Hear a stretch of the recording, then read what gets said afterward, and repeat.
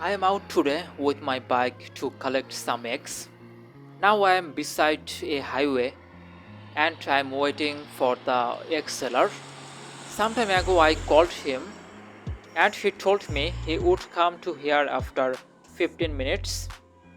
After 1 hour later, I came to my home and finally I brought these eggs.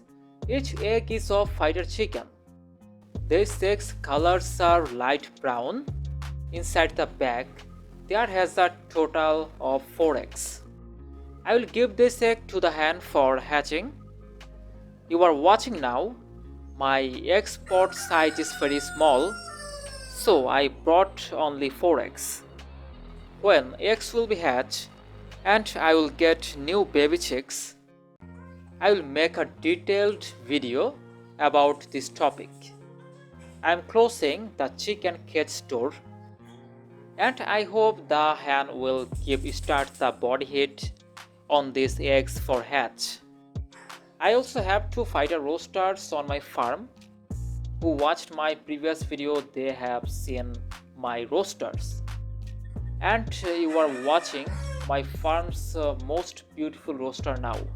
Especially it is nice to see for its white color. Today's video I will not do long. The next video will come very soon.